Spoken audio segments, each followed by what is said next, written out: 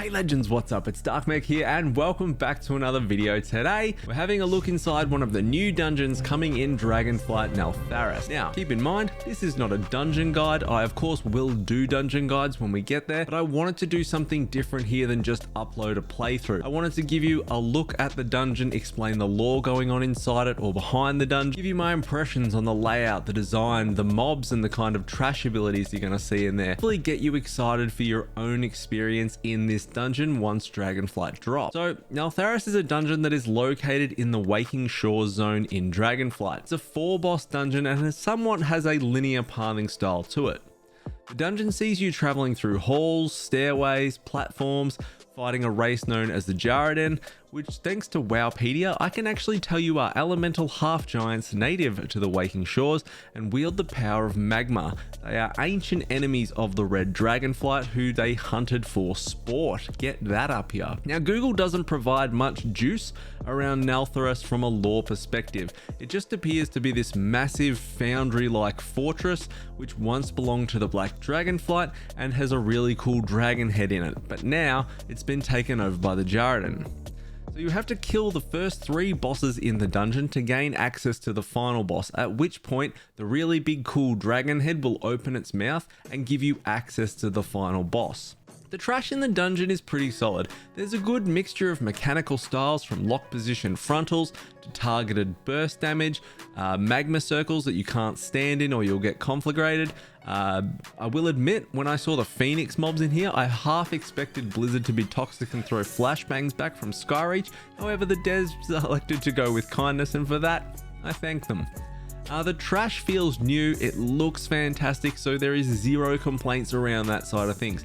There is a lot of trash though throughout this fortress, and I can only assume that this is to go along with the aesthetics of the place, and will also come with it some interesting selections around how you want to go for mob count in Mythic Plus environments. Looking at the bosses, the dungeon was a 4-boss dungeon as I mentioned, and obviously we've only seen these on normal and heroic difficulty at the moment, so more complex mechanics may be added in Mythic difficulties.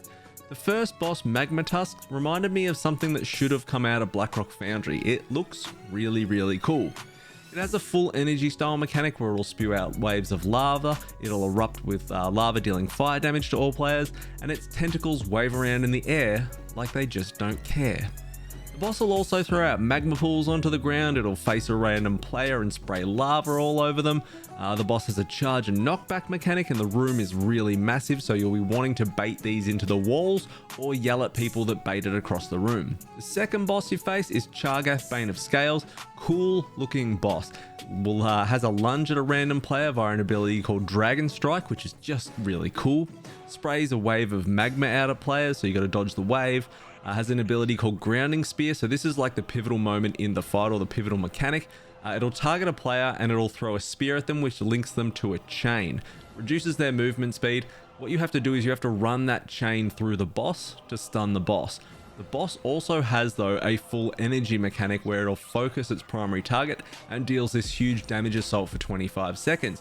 So there's a cool interaction between having to wait for this sometimes to run the chain into the boss to stun it off this ability. So I thought that was really cool. The third boss is the Scorching Forge, and this boss will be really interesting on Tyrannical. I think it's the first thing that came into my brain when I started fighting this boss. The boss has an ability where it'll whack the forge and pulses out damage a couple of times to your group.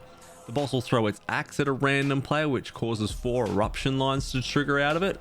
There's a big tank hitting combo called Heated Swings, which is 2 hits and then a knockback, and then the boss jumps with a leaping slam to the tank's knocked back location where you want to get out of ASAP, and it hits like a truck, which is exactly why I thought, what the hell is this going to be like on Tyrannical? And while all of this is going on as well, there will be fire pools spawning around the ground. So again, really cool boss. The fourth boss is Warlord Saga, and to be honest, it's a little bit of a fizzer I think from the first 3 bosses in this dungeon. I'm not saying it's not a cool boss, because it looks great, it has some cool mechanics, but just from the first 3 that we fought in this dungeon, I don't feel like the 4th and final boss at the moment really lifts the bar up another level again. So this boss has a giant telegraph frontal smash, also throw molten gold on a random targeted player for ticking damage. The boss will summon a fire elemental, and this is like a real throwback to Grim Bratol on Shadowburner. So the elemental will spawn, there'll be a line linking to that player, and you can grip, stun, slow the elemental, you just don't want it to reach the player.